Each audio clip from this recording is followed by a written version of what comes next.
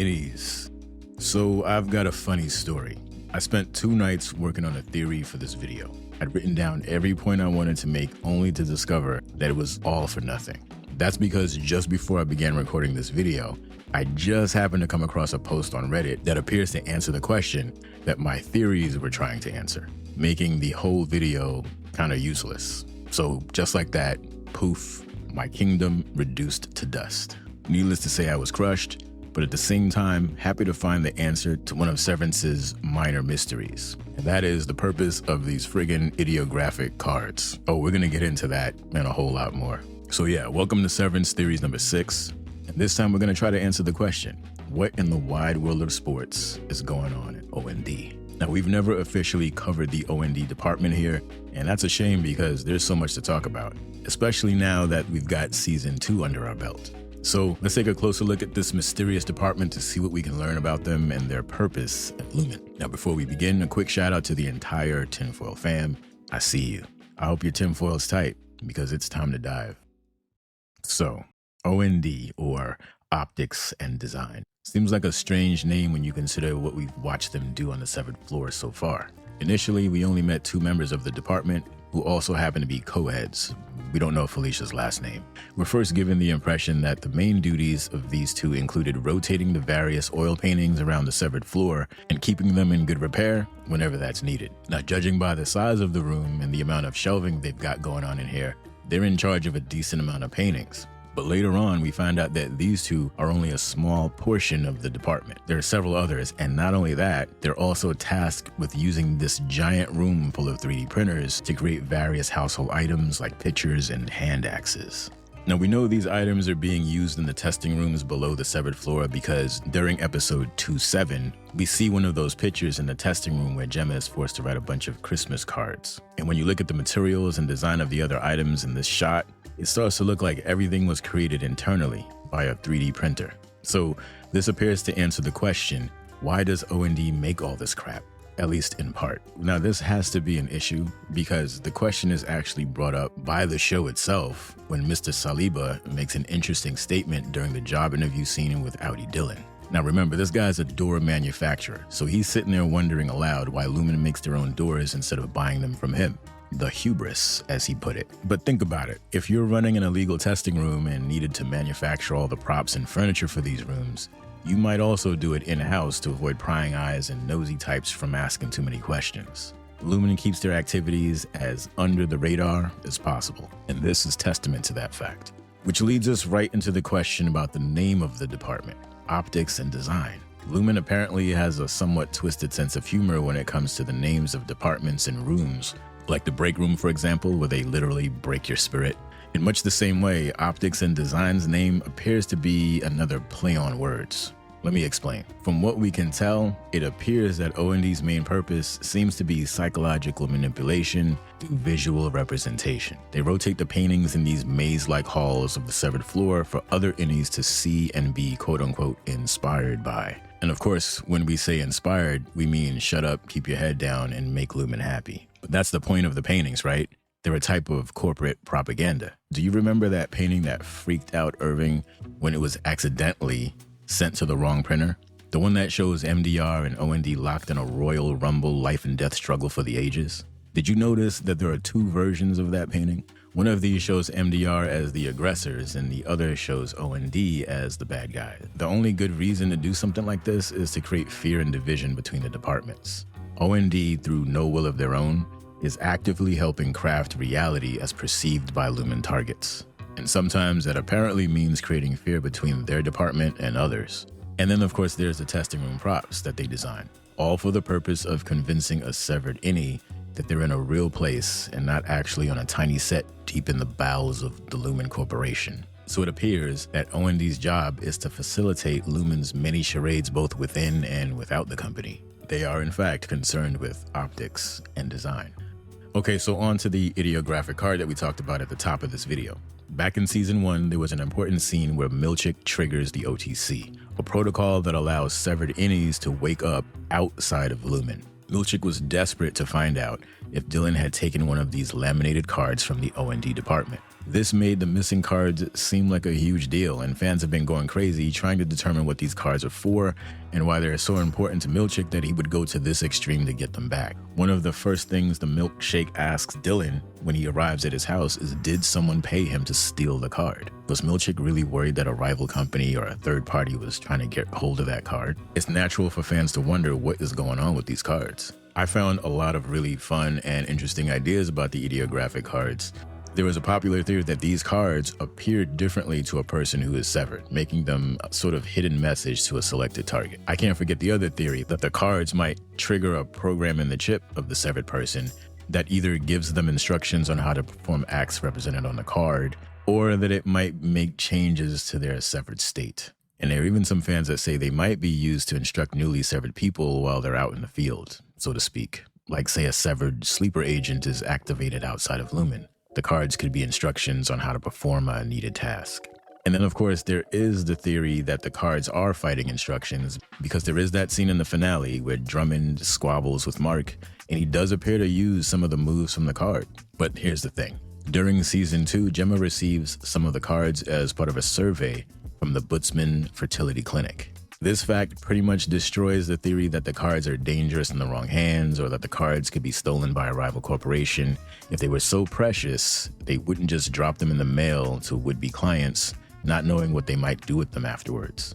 We also learned that O&D makes these cards for different departments, so we might be looking at different purposes or functions depending on who uses them or the specific circumstance they're used under.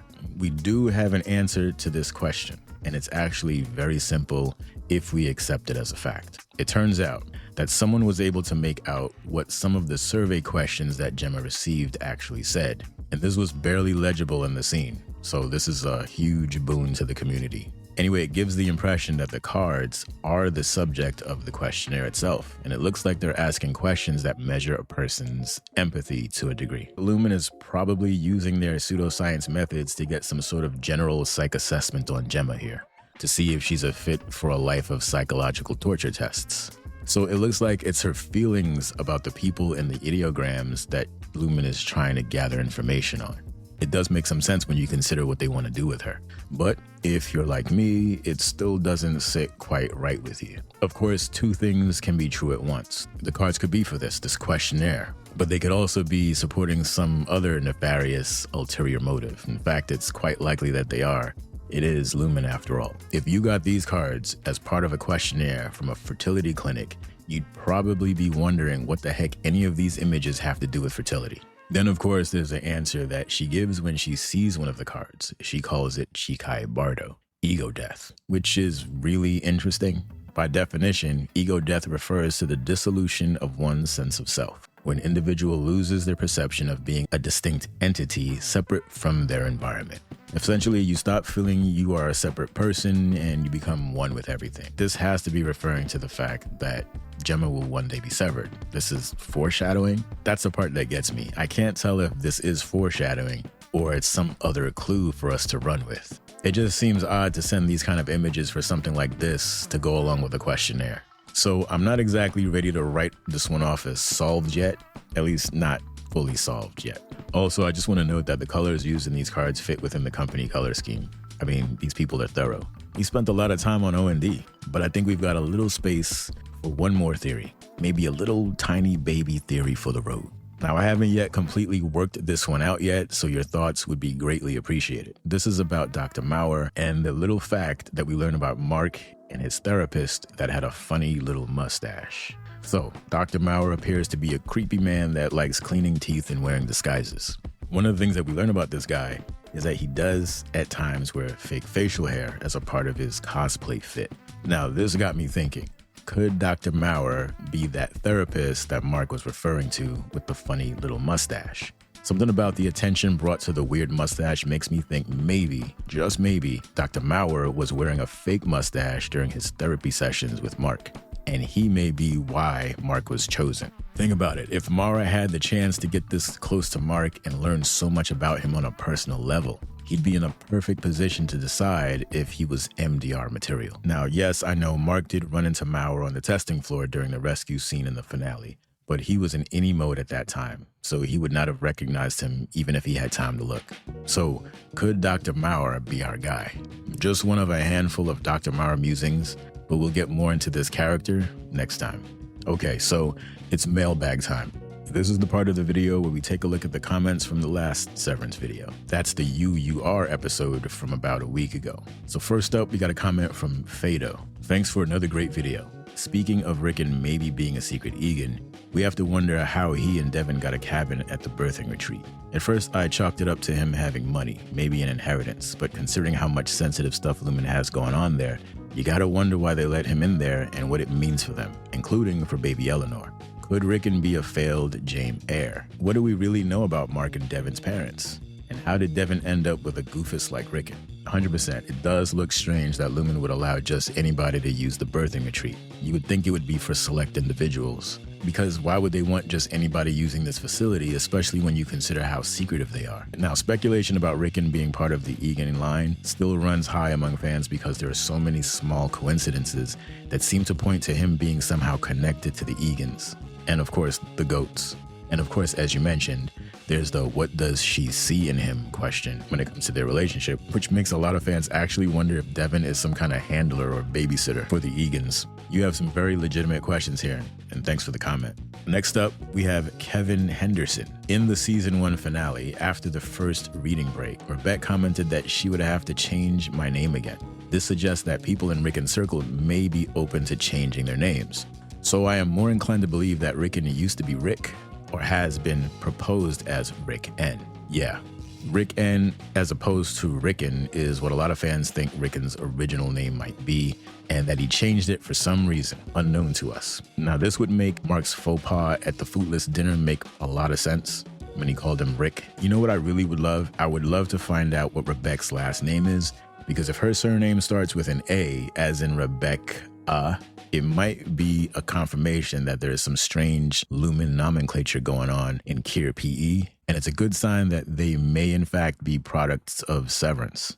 Thanks for the comment.